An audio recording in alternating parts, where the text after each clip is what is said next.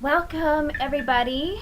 I have just finished creating my entire outline for the new coaching program that I'm putting together. So what's going to happen moving forward is that I'm no longer going to be doing these things as one-on-one. I mean, I might be able to do them as groups with friends or couples and that kind of thing. But from now on, the program will run every so often, and you'll have to jump on board when the next available opportunity comes up, and I'll announce that in the comments. So I have done so much studying and so much work for myself, even personally, when it comes to astrology and self-mastery, creative communication, authenticity, you name it. It goes on and on and on. And I mean, you guys all know that I do the physical body adjustments, but I'm also a big believer in the mind to body health, right? It's a holistic thing, really. And so I was trying to figure out a way that I could incorporate some of this stuff and use it together, and I think I've actually come up with the best way. So what we're going to be doing in the program is we'll be taking the book The Four Agreements by Don Miguel Ruiz and your natal chart, and we'll be combining them together, and they actually do work really well together. I'm excited to present it to the first group and show you guys all how I made that work.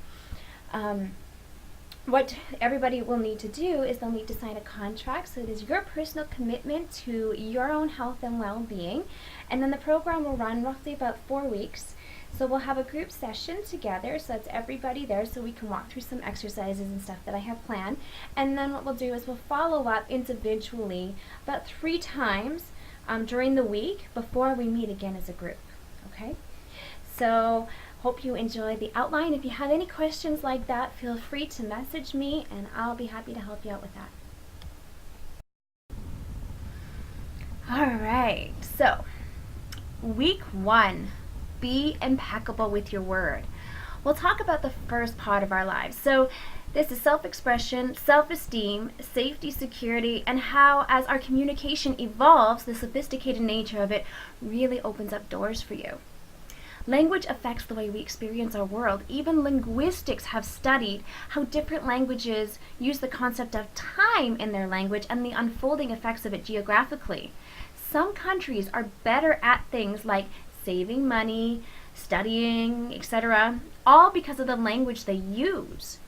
Epigenetics also teaches us that we are not victims of our genes, and the words we speak can ultimately shape our experience and contribute to our ability to deal or not deal with stress. In other classes, we demonstrate this with muscle testing. A Harvard University study actually shows how most people, or the most successful people in this world, understand and know the most words. 70% of our initial interpretation is actually visual, but let's bear in mind that you can only interpret what it is you already understand. In this week, we'll meet as a group and do an exercise where we blindfold ourselves and try to communicate our meaning to one another. When becoming impeccable with our word, we tend to trip up far more than we realize. As words are a habit that we've developed over time, it's part of our fast thinking process now. So we'll have to bring it back down to the slower thinking. We'll also discuss the benefits of taking right brain concepts, ideas, intuition, feelings, and following through to the left brain by communicating with precise verbiage. To do this, we'll challenge your current vocabulary by getting you to add new words every day. And to top it all off, we'll learn to do this in such a way that a toddler can understand. Einstein said, "If you cannot explain it simply, you don't understand it well enough." After the group session, I'll follow up with each individual 3 times throughout the week before the next group meeting, and we'll do that every week.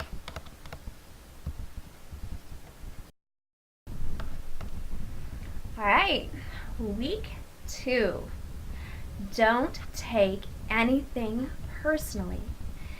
This week will find us talking about the concepts of compliments and criticism. Once we've learned what it means to be impeccable with our word, we can move forward to understand that what anyone says about us is a reflection of their own reality. We'll review some material that demonstrates just how different perspectives can be, even when more than one person shares the same experience. We'll also practice with visual scenarios to help understand that. Self-preservation is something that drives all of us. And so when we feel offended, we have two choices. We either need to win or we have to avoid. It's at this point that each participant will get a very heart of the matter view on where they'll find the most important parts of their birth chart. We all lie to ourselves at some point because we are afraid. Our world looks different when we face that fear with complete honesty. We'll also be looking at things like emotional foundations, individuality and personal habits, as well as the way we compare ourselves to others. Self-preservation is actually an act of extrinsic motivation where we are concerned with protecting ourselves from outside influences. This week is about personal power, so we'll be learning about how important it is to be driven intrinsically from your own inner value instead. Helping versus rescuing is also a cornerstone for the foundation of this agreement. When you get clear on this, you begin to see the ways in which others try to do the same to you and end up projecting their story onto you. This projection, when taken personally, will shape our personal experience for better or for worse. And once again, after the group session, I'll meet with each person individually 3 times before the next group session.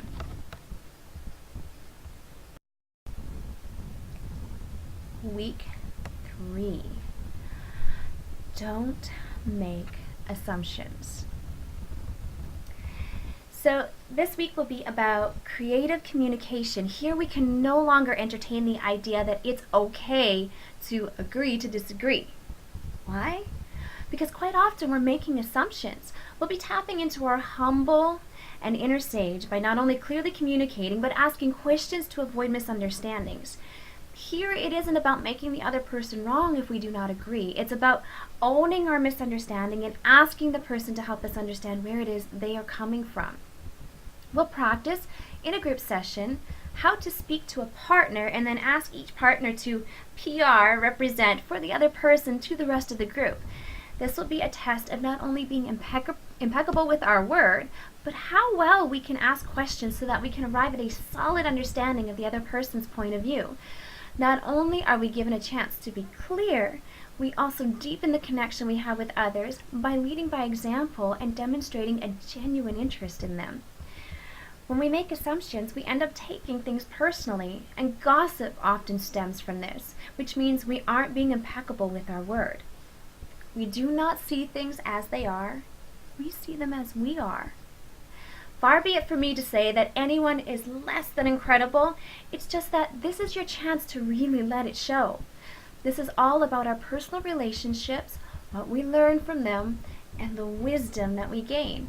We'll discuss different relationship dynamics such as dependency, codependency, independence, and interdependence. When we are at peace with this skill, there is no need to justify ourselves.